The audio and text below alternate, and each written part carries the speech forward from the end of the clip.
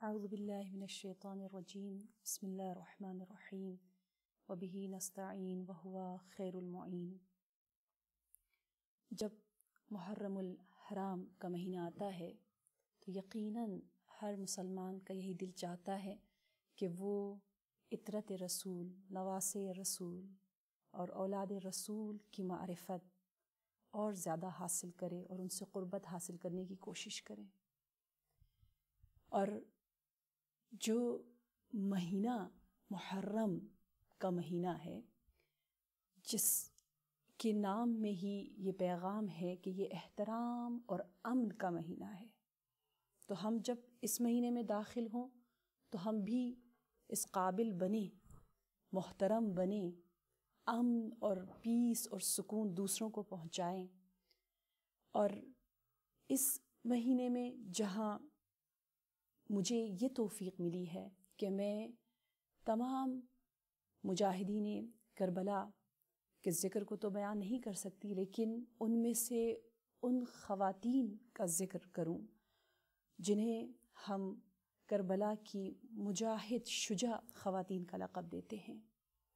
اور جہاں تک ہمیں یہ معلوم ہے کہ خواتین کا کربلا میں وہاں موجود ہونا، کربلا تک وہاں جانا، یہ ایک اتفاقی امر نہیں تھا، بلکہ امام حسین علیہ السلام نے ایک حکیمانہ پروگرام کے تحت اپنے ہمراہ اہل بیت کو، اہل حرم کو، ان خواتین کو اپنے ساتھ لے گئے تھے تاکہ بہت سے دوسرے مقاصد کے ساتھ قیامت تک کے لیے خواتین کے لیے ایک بہترین نمونہ عمل، ایک بہترین جو ہے وہ اسوہ اور قدوہ بن سکیں۔ تو اس اعتبار سے یقیناً ہم دیکھتے ہیں کہ خواتین کا کردار جب ہم سے پوچھا جاتا ہے کہ کیا تھا کربلا میں، تو ہم جواب دیں گے کہ ایک مسلمان انسان کو اگر آپ دیکھنا چاہیں کہ مسلمان سے کہا گیا ہے، انسان سے بلکہ خدا نے کہا ہے، کیونکہ قرآن کا مخاطب تمام انسان ہے، سب مکلف ہے۔ تو جب ایک مسلمان کا وظیفہ، اس کی ڈیوٹی یہ ہے کہ وہ کل قرآن کا مطالعہ کرے، پڑھے۔ آپ یقین کیجئے کہ جب میں قرآن کو پڑھتی ہوں تو مجھے یہ احساس ہوتا ہے کہ اچھا، ایک انسان کو سب کچھ معلوم ہونا چاہیے جو کچھ قرآن میں ہے۔ افلا یتدبرون قرآن، کے قرآن کے بارے میں تم غور و فکر نہیں کرتے ہو، سوچتے نہیں ہو کہ کل قرآن یعنی کون سا قرآن جس میں آفاقی، جس میں انفسی، جس میں تکوینی، جس میں تشریعی، جس میں شخصی، اجتماعی، سیاسی، فقہی تمام مسائل موجود ہیں۔ یعنی میں عورت ہوں یا مرد، مجھے تمام مسائل کا علم ہونا چاہیے۔ بہترین مسلمان وہی ہے۔ تو یقیناً ہم دیکھتے ہیں کہ اگر آپ تاریخ کا مطالعہ کریں تو اگر ایک انسان حقیقی انسان ہو، اگر وہ عبد الہی ہو، اور اگر وہ قرآن کو سمجھنے کی کوشش کر رہا ہو اور صحیح احکام الہی کو اپنے لیے بہترین نمونہ عمل سمجھتا ہو اور بہترین درس سمجھتا ہو، تو ہم تاریخ میں دیکھتے ہیں کہ کون سی یعنی انسانی تاریخ ہمیں ملتی ہے جہاں پر کوئی بھی عظیم کارنامہ شجاع خواتین کی زحمت اور کاوشوں کے بغیر وہ رقم کیا گیا ہو، یا وہ کون سی تحریک ہے جس میں خون کو گرمانے کے لیے خواتین کے رج شامل نہ ہو، یا کیا کسی ایسے انقلاب کا ہمیں سراغ ملتا ہے جو خواتین کی قربانی کے بغیر ثمر بخش ہوا ہو۔ تو یقیناً یہ خواتین کا گروہ جو کہ اس عظیم کربلا کے میدان میں تھا، وہ یہ قلیل تھا، بہت ہی مختصر کچھ خواتین وہاں موجود تھی، لیکن ان خواتین نے ہمیں یہ درس دیا کہ کیسے حق دوستی، کیسے علم اور حقیقت پسند اور توحید کا پرچم ہمیں بلند کرنا چاہیے۔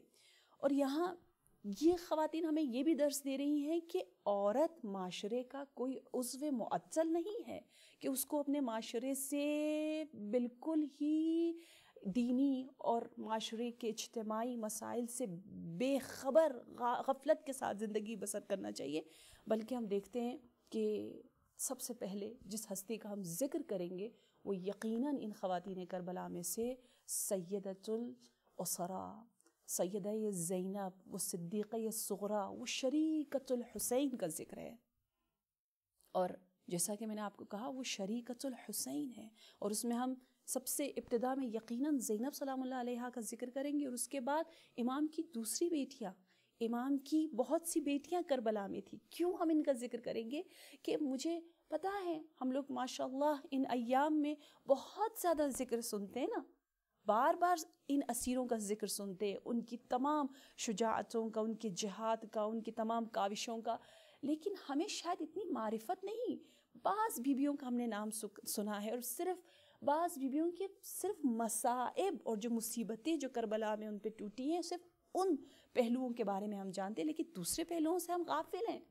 تو اگر آپ کو پتہ چلے کہ یہ بیویاں کون تھیں، تو اس کے آج کے بعد جب آپ ذکر سنیں گی اسیران کربلا کا، اہل حرم کا، خواتین کربلا کا، تو واقعاً آپ کی آنکھوں میں معرفت اور دل و جان سے ایک ایسا اشک آپ کی آنکھوں سے بہے گا جو آپ کی زندگی میں انقلاب لے کر آئے گا. اور جیسے روایات نے ہمیں وعدہ دیا ہے کہ ایک اشک، ایک قطرہ ہمیں بہشتی جنتی ہماری تقدیر کو بدل سکتا ہے اس صورت میں کہ جب واقعاً معرفت کے ساتھ ہو. تو کربلا کی خواتین میں صرف سیدہ زینب سلام اللہ علیہا نہیں ہیں، بلکہ امام کی اتنی بیٹیاں، اللہ اکبر.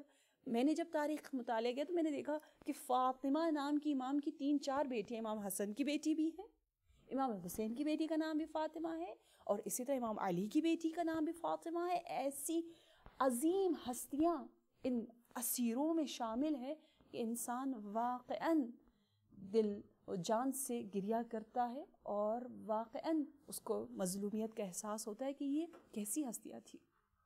اولاد امام کے بعد زوجات امام بھی معمولی نہیں ہیں.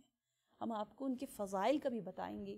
ام رباب، ام لیلہ، جناب ام البنین، اور اسی طرح جناب شہر بانو، اور پھر دوسری جو خواتین ہیں ان میں آپ کو درۃ الصدف کا ذکر بتائیں گے، جو منازل کوفہ سے شام تک طے ہوئے، ان میں جو خواتین جنہوں نے جو کردار ادا کیا.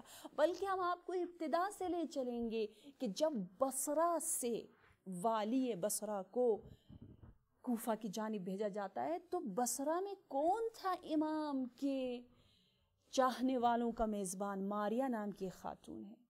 پھر کوفہ میں کون تھا سفیر امام کا میزبان؟ توآ نام کی ایک خاتون ہے. ہر جگہ خواتین جگمگا رہی ہیں. یہ کہکشائے ولایت ہے جہاں پر ہر کوئی اپنی طاقت کے مطابق جو ہے وہ ہمیں نور دے رہا ہے. پھر ہم ذکر کریں گے انشاءاللہ آپ کو جیسے بتایا توآ کا، ماریہ کا، درۃ الصدف کا، زیلم کا، ام وہب کا، اور حتیٰ کہ قبیلہ بکر بن وائل کی خاتون کا بھی ذکر کریں گے، جو کہ کہتے ہیں جس طرح ہم حر کو تو جانتے ہیں لیکن ہم حرہ کو نہیں جانتے، کہ ایک حر تھا جو لشکر یزید سے لشکر حسین کی طرف آیا، لیکن خواتین میں بھی ایک حرہ تھی. انشاءاللہ ان تمام خواتین کا ذکر ہوگا، لیکن جیسا کہ میں نے آپ کو بتایا کہ ابتدا ہم کر رہے ہیں سیدۃ الاسرا ہے، جو شریکۃ الحسین ہے، جن کا نام ہر مسلمان جانتا ہے. کون نہیں جانتا زینب کو؟